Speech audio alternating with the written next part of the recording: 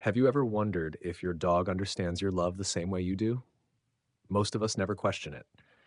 We love our dogs with all our hearts. We buy them toys. We choose the best food we can afford. We celebrate their birthdays. We fill our phones with their pictures. We hug them, talk to them, miss them when we're away. And we hope they feel every bit of that love. But here's a question that quietly changes everything. What if love, by itself, isn't always what a dog understands first? Not because dogs don't love us, and not because our affection doesn't matter, but because dogs experience relationships differently than people do. They don't see our intentions. They don't know what we mean to say. They only know the world as they experience it, one moment after another, which leads to a question that most owners never think to ask. What does love actually feel like from a dog's point of view? Because the answer may change the way you see your relationship forever. When we think about love, we usually think about feelings. We think about what we mean, the care behind our actions, the affection in our voice, the intention to make someone feel safe and happy. But dogs don't experience love in quite the same way. They can't see our intentions. They can't know what we're trying to say unless our actions make it clear. Instead, they experience something much more tangible. They experience what happens around them every single day. The moments that repeat, the patterns they learn, the way we respond when they're excited, when they're unsure, or when they simply choose to rest nearby. Over time, those everyday experiences begin to form a picture, not just of who we are, but of what life is like beside us. In many ways, your dog isn't simply responding to your emotions. He's responding to the world your behavior creates. And that quiet difference may explain something many loving owners have never considered. Love isn't only something we feel. For a dog, it's something they experience. If dogs don't experience love the way we do, then what are they looking for first? For many dogs, it may be something much quieter than affection, a sense of safety, not the kind that protects them from physical danger. Most well-loved dogs already have that. This is something less obvious. It's the feeling that they don't have to stay alert, that they don't need to wonder what might happen next, that they can simply exist without constantly watching, guessing, or preparing. Think about the moments when your own dog seems completely at ease. Maybe he's stretched out on the floor, sleeping so deeply he doesn't even lift his head when you walk past. Maybe she's lying beside you with a slow sigh, completely relaxed. Those moments may look ordinary, but they reveal something extraordinary. A dog who feels safe enough to fully relax is showing a kind of trust that can't be demanded. It can only grow over time.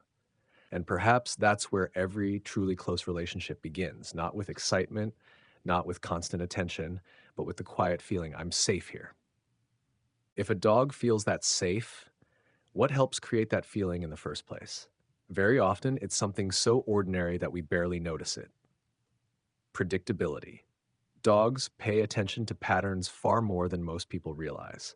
The familiar rhythm of the morning, the way you greet them each day, the routine before a walk, the quiet moments before bedtime. None of these experiences seem remarkable on their own, but together, they teach a dog something important. This world makes sense. Imagine living in a place where the people around you behaved in completely different ways every day. Sometimes warm, sometimes impatient, sometimes predictable, sometimes impossible to read. It wouldn't take long to feel uncertain. Dogs aren't so different. They don't need every day to be exactly the same. Life will always include surprises, but when the important parts of life feel familiar, it's much easier to meet those surprises with confidence instead of worry. Little by little, familiar routines become quiet promises. Nothing dramatic, nothing exciting, just a steady reminder that life beside you is understandable. And for many dogs, that's one of the greatest gifts a relationship can offer. As we begin to understand this, another quiet truth starts to appear. Love doesn't always mean being close, at least not from a dog's point of view. For us, affection often means reaching out, calling our dog over, petting them whenever we walk by, inviting them onto the couch, holding them close because it feels comforting. And many dogs genuinely enjoy those moments, but not all the time. Sometimes a dog chooses to stay where he is. Sometimes he turns his head away. Sometimes he gets up and quietly walks to another room. Not because the relationship is weaker, but because, just like us, dogs don't always want the same thing at the same moment. When we allow those small choices without taking them personally, we communicate something surprisingly powerful. You don't have to earn your place here. You don't have to respond every time. You can simply be yourself. Perhaps that's what respect looks like through a dog's eyes. Not less love, but a kind of love that leaves room to breathe. And very often, when closeness becomes a choice instead of an expectation, it's something a dog chooses more willingly on their own. One of the most interesting things about this idea is that it isn't based only on personal observation. Research has started pointing in the same direction. In a recent study on canine welfare, researchers explored the different factors connected to dogs' emotional well being and behavior. They found that dogs tended to do better when their daily lives included predictable routines, opportunities to make small choices, and a sense of control over some of their experiences. Not complete control, just enough to make the world feel understandable.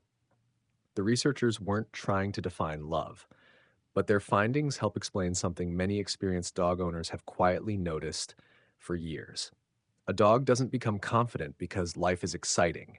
He becomes confident because life makes sense, because he knows what usually happens next, because he's allowed to make small decisions, because the people around him are consistent. When those pieces come together, a relationship begins to feel less uncertain and more like a place where a dog can truly settle. Perhaps that's why trust is so rarely built in one unforgettable moment. More often, it's built in hundreds of ordinary ones that together tell a dog, you're safe here. Perhaps this is why dogs pay so much attention to something we rarely think about: us. Not just where we go or what we say, but how we move through the world. Over time, your dog learns your rhythm, the pace of your mornings, the way you open the front door, the tone of your voice when everything is normal, the way you respond when something unexpected happens. None of these moments seem important by themselves, but together they become part of your dog's picture of the world. If your reactions are usually calm, your dog gradually learns that unexpected moments don't always lead to trouble. If you're patient when he's uncertain, he learns that uncertainty doesn't have to be frightening. If your responses are consistent, the world becomes easier to understand. This doesn't mean you have to be calm every second of every day. No one is. Your dog doesn't need perfection. He needs something much more realistic, someone whose behavior is understandable most of the time. Because for a dog, feeling safe isn't about living in a perfect world. It's about living with someone who makes that world feel a little more predictable. And perhaps that's one of the quietest ways trust grows, without either of you ever noticing it happening. Let's go back to the question we started with. What does love actually feel like from a dog's point of view? Perhaps it isn't measured by how many toys we buy, or how often we say good dog, or even by how many hugs we give. Those things can certainly be part of a happy relationship, but they may not be the foundation of it.